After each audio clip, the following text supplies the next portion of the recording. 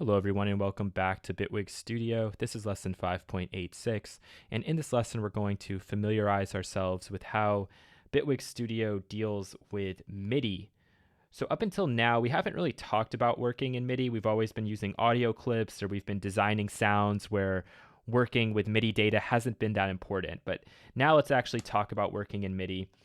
The first thing about Midi is that it does not play any audio. So this is all just going to be data. It's like a language. I'm telling it how to communicate with this instrument, and I can tell it what note to play, how hard to play that note, etc., etc., etc. So to create a Midi clip, as you just saw, all you have to do is double click on this track timeline somewhere here in the arrange view, and you're creating a Midi clip just like so. Now in this mode here, we're following along with the arranger. And so if I want to put something in, let me just set this up to record. I'll fold it down so I know where I can actually play notes. And we can just put something in here.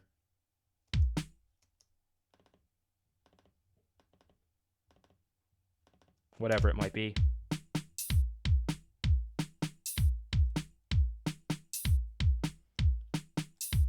All right, so a real groovy drum loop right there.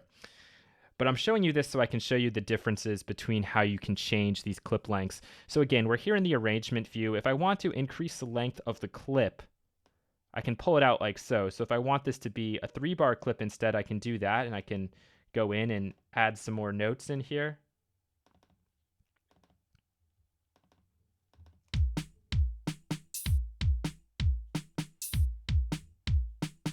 And then I just pull up my loop bar.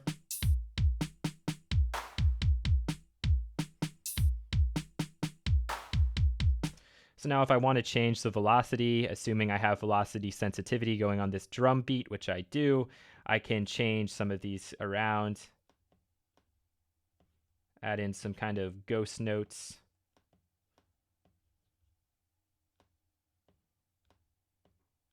And now we can listen back.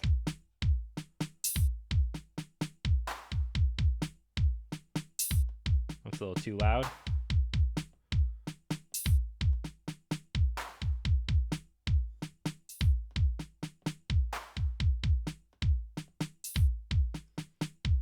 There we go. We could change the panning, and if you're not seeing these, what you have to do is just turn on this little key icon, and that will show the expression controls.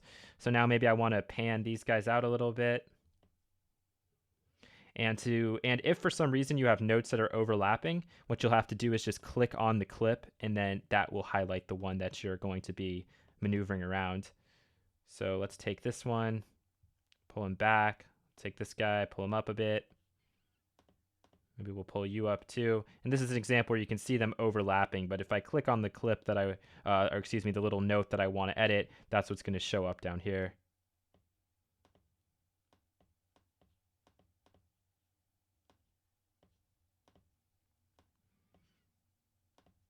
This isn't a science, it's an art.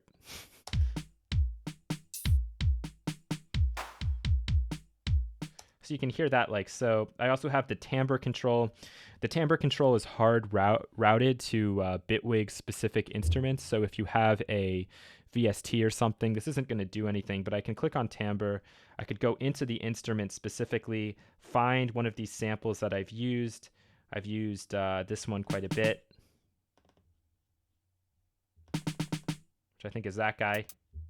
I can double click, and now I could route timbre to whatever I want. Maybe I want to route it to filter frequency, or perhaps to something like pitch. And this is going to work in bipolar mode, so I'll pull this up to something like 12, so I can go either an octave up or an octave down.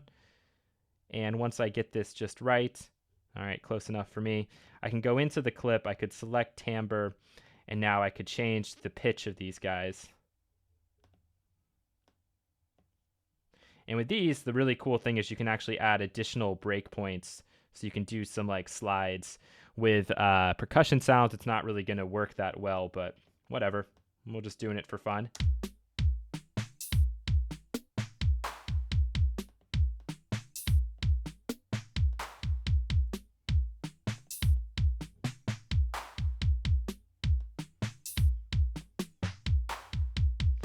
And like always with Bitwig, you can hold down Option and add in some curves.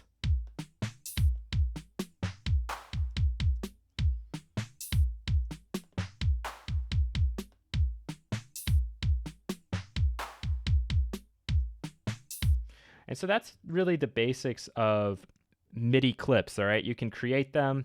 You can go in here and mess with the expression controls, whatever you want to do. But it is important to note the difference between working in arrangement clip mode and working with just clip mode itself. So that's the button I'm going to click here. You can see it says edit contents of individual clips as opposed to the entire track timeline. If I turn that on, we can see that something instantly changes. And now if I click on this, we have access to our inspector panel here where we'll be able to make some additional moves. So if I click this, right now everything's working exactly the same. But if I turn loop on here, we're now talking about looping within this specific clip. And now that's changed something here in the arrangement timeline because this loop isn't the entire length of this arrangement clip. It's a lot shorter. It's just 1 bar. But I could adjust that. This isn't going to sound good, but it's just giving you the example. And as I said at the start, I think if I pull this down, it's going to continue to loop that range. But if I pull from the top, it's just going to increase. Oh, in this case, it's also going to be changing the loop, it looks like. Okay.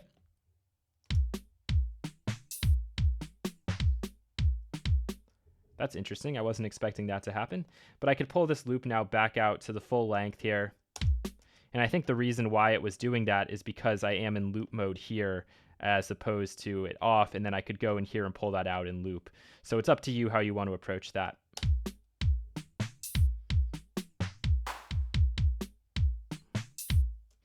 Okay, if we want to record in a clip, it's really simple. Just enable record. Make sure we're hearing something, click play.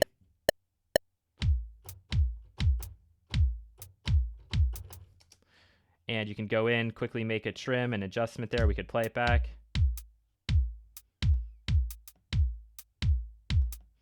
And obviously we could go in here and fix some things.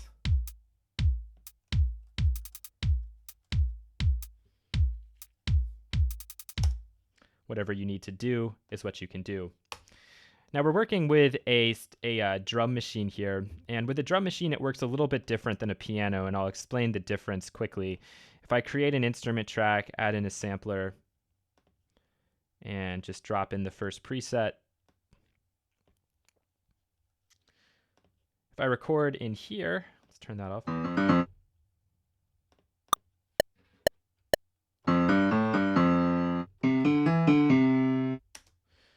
And I go into this clip, what I get is the fold is on mine by default. But if I turn that off, we can see we have the range of keys. And then if I turn that back on, it snaps to just whatever I've played.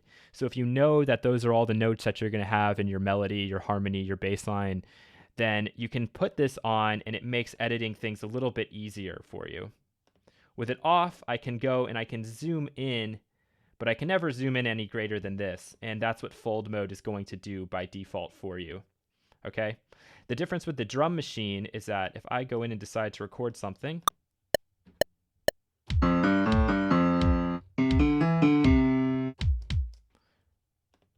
right, pull that down. All right, wasn't really trying to do much there, but we can do some quick MIDI changes right now.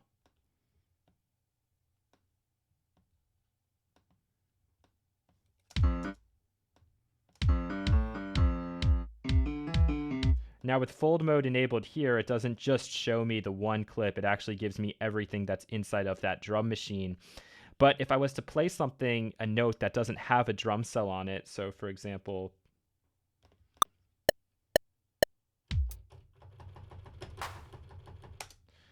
we can see that with fold on, it's showing us that we've hit something, and since there's no name here indicating the cell on the drum machine, it just gives us that note, which is nice. I can go in, I could delete this, and now if I turn fold on and off again, you can see that it's disappeared from view. So let's talk about a couple of the other unique things to Bitwig with working in MIDI.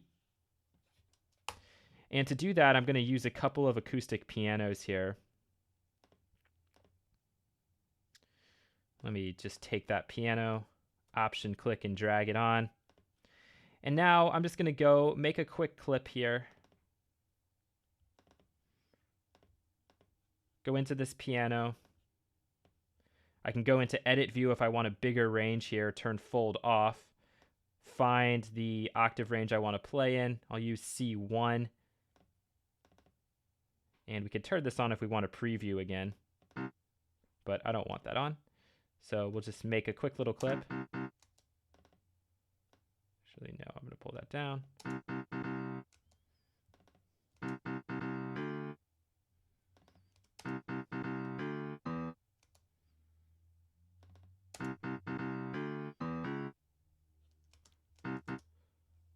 Perfect. I'll go out of edit mode.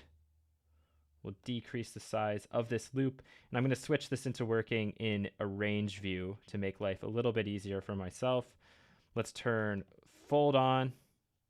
Nice. I don't need to see these expression controls for now. And I'm just going to go ahead and option click this down to my other clip. I'll go into this one, fold on and off, Command A to select all, Shift up to go up 2 octaves. Okay, fold on and off again. Now we can listen back to these guys in harmony.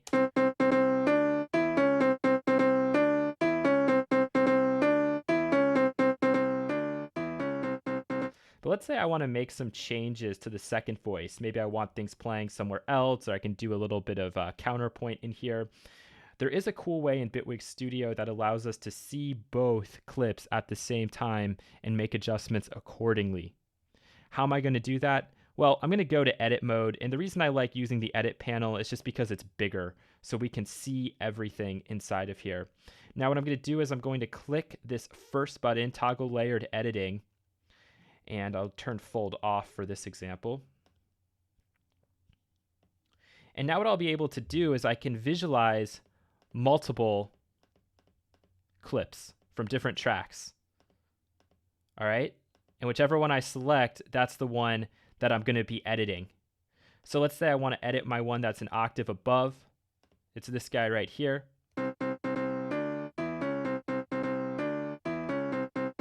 So I could make some changes in here, and we can zoom this out a bit more.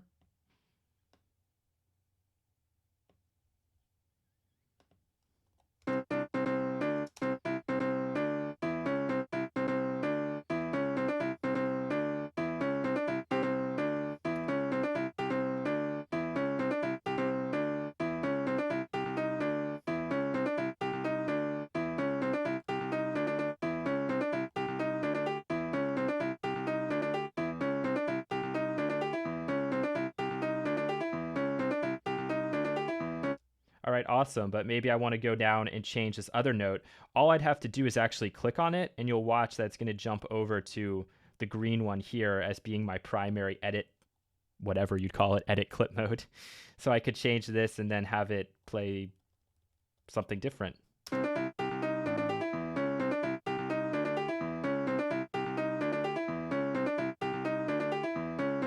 But actually, it doesn't have to stop here, because what we can do is we can add in an audio clips waveform to this. So how am I going to do that? I'm going to jump out of edit mode, and I'll explain to you why you might want to do this. I'll create an audio track. Let's go in here, grab that loop that we've been working with, solo this out.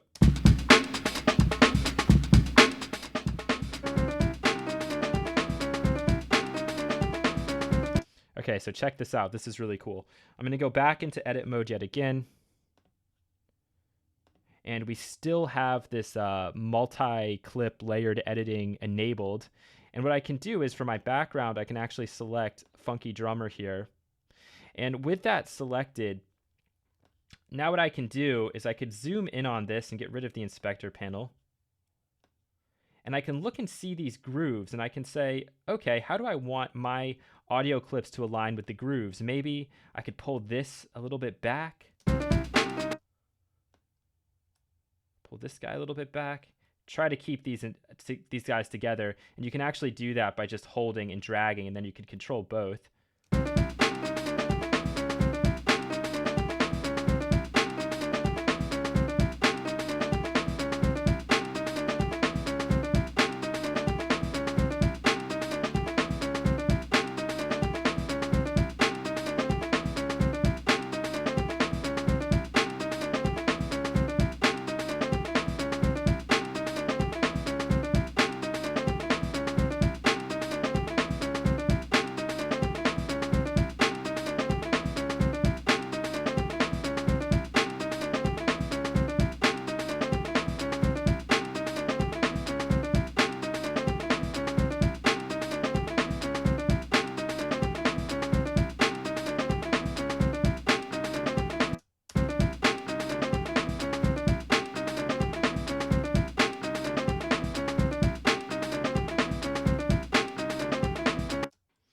So that's something really cool you can do as well. And then we could go into just the audio editor and mess around with this guy there. Okay, so those are some of the other really cool MIDI functions. The last thing I wanted to show you is groove and groove edits to clips. So let's go back now into our clip view. I'll just get rid of all of that. I'm not going to be using it anymore. And we can take a look at this little drum beat I made.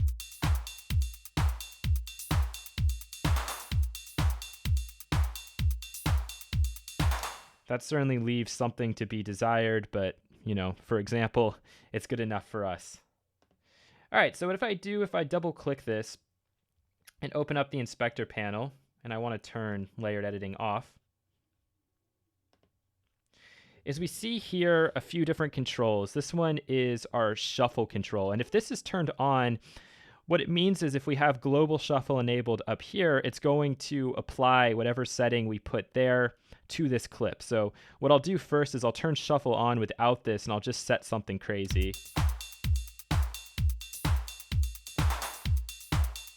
And now what I can do is if I turn this on,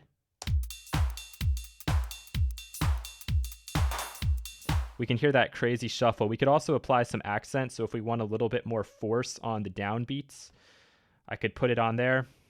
That's probably a lot of accent. And I'll increase the percentage. I guess the reason they put that to 100 is because you can adjust it right here. You can really hear that popping.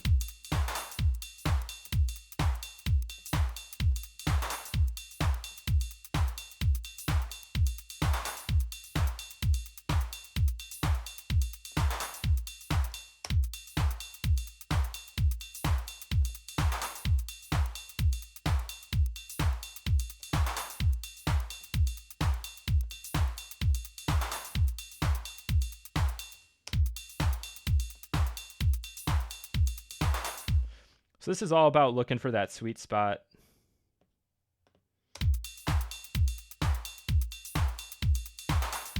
And when I put this drum beat in, I really just programmed it in totally straight just for the sake of example. We're actually getting a little bit more groove because I've applied a lot of velocity changes. That's something people don't do very often, but it does make a huge, huge difference. Now we can go down to our additional quantize and groove settings. So right now I don't really have to worry too much about the quantize because I've already recorded this in, but if I do want to add some humanization to this, it will actually physically change the position of these notes. All right, so what I can do is I can click in here, I'll click Command A. I'm actually going to turn the groove off for this next example. I'll hit Command A and I can open up our quantize time here. Now, if we're going with editor, this is going to be based on our grid mode. So it means if I apply shuffle, it's going to apply it to 16th notes straight. But I could go into custom and I could change this to eighths or into triplets or whatever. But 16ths will be fine. So if I want to apply shuffle to this clip without having to go through and use the global, I can increase my shuffle amount here. Play this back first.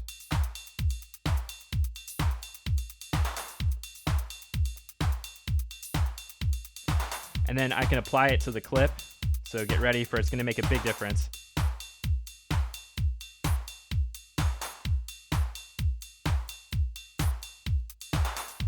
So that's obviously way too much, but we could also apply something a little bit more gradual.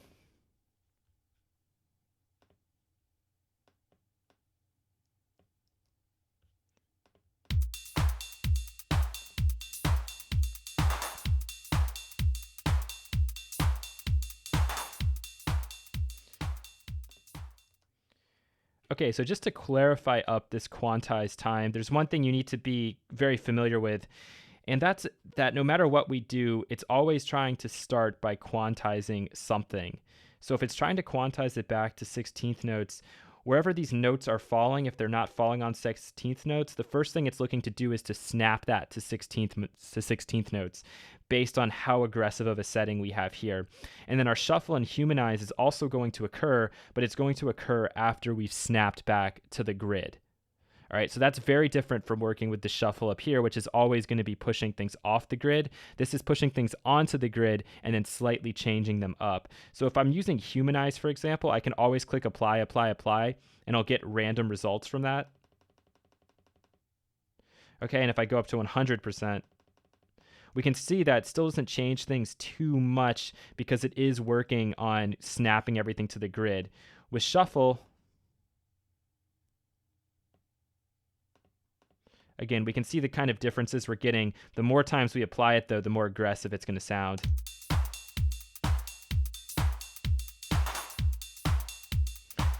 And now I could go back in and apply some global shuffle, but I'm going to have to be careful about just how much.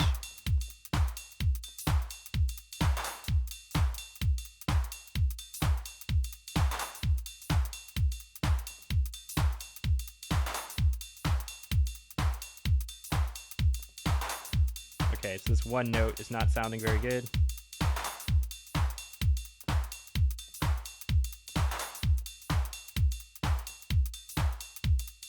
Might just get rid of it.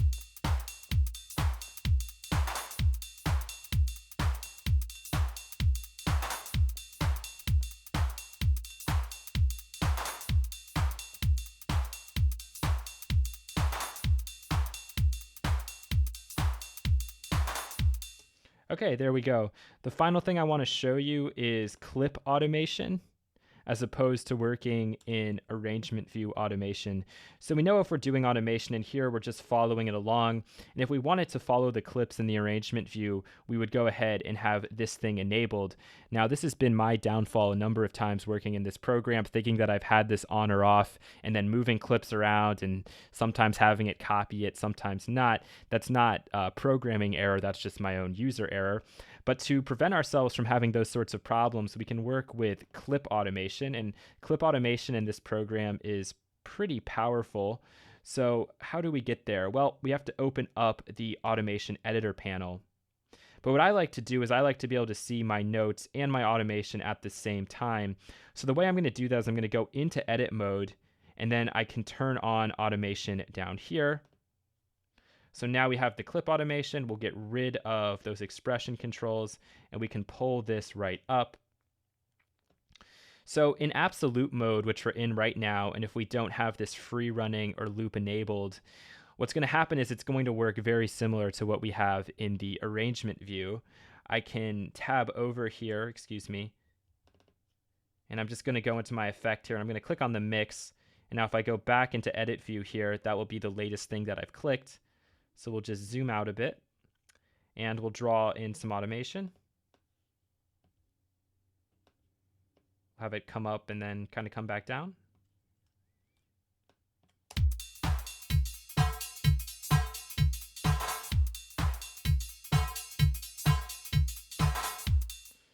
All right, that's pretty cool, but maybe I want to have a lot more variation here in this automation since this is going to be looping over and over again and again and again. And this is something I would especially do in something like a live performance. If I had drum loops ready to go, if I wanted to know and guarantee that I was going to get some variation, what I would do is I'd turn on free running mode here. And if I don't engage the loop, what's going to happen is I could draw out a longer automation lane. So for example, I could bring this back down and then pull it up, and this is going through the end of 8 bars. So I could do this, but there is going to be one little issue with that. So let's figure out what that is.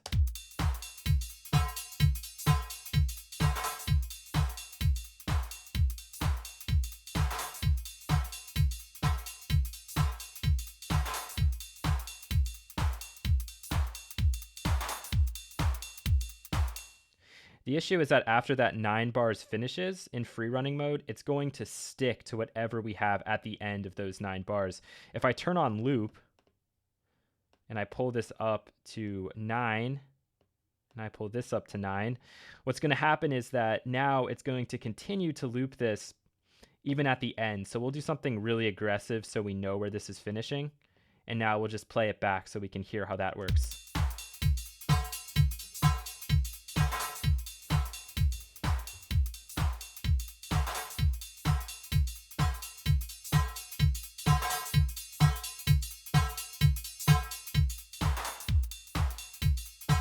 and then we started back over. So that's really, really a cool little function.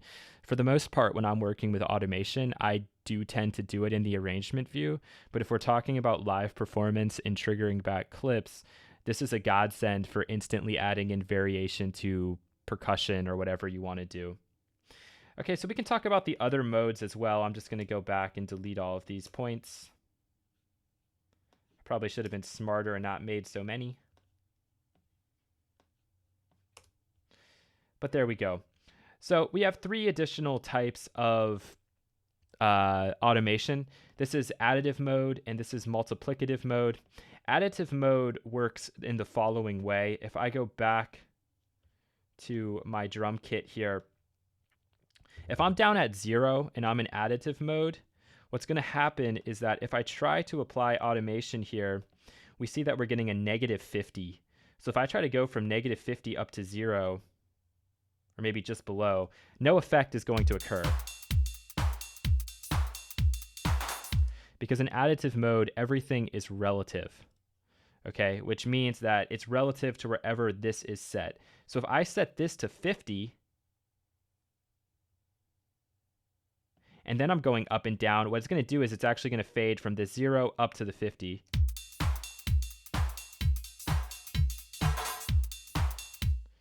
Or I could also increase and have it go above.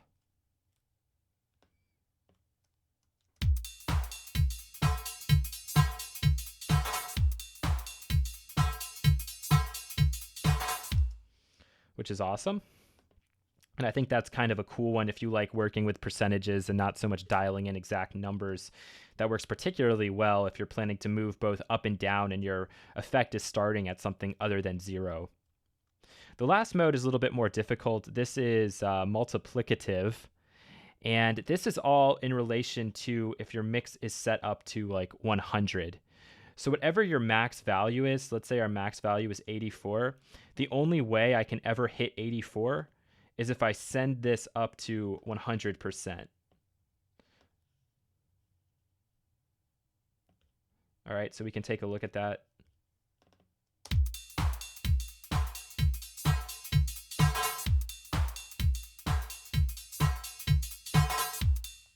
So this one, there's no above and below, but it will set your max value inside of your effect is what sets 100% in multiplicative mode. I'm not sure if I'm ever going to use that, but it is there if you're interested. And you could actually set 3 different sorts of automation in here, which would be something to consider doing if you want something subtle going different directions. But again, it will still only be one thing moving at a time, so you will get things jumping around a bit more. The one other cool thing I want to show you is if you want to do a loop length, like let's say 1, 2, 3 maybe. So that's going to go up until this point. And if I'm in additive mode here, pull that to 50%.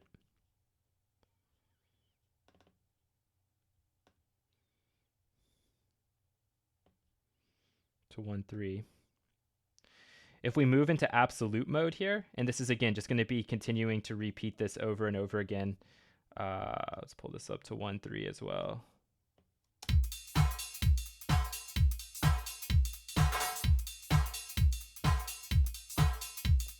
So we can actually see the degree of modulation that's occurring in absolute mode. And so that's really, really cool. So if you want to set different loop lengths and things, and then you want to check to see how much automation is actually occurring, that's the way that you would want to go about doing that. And we'll just turn these off.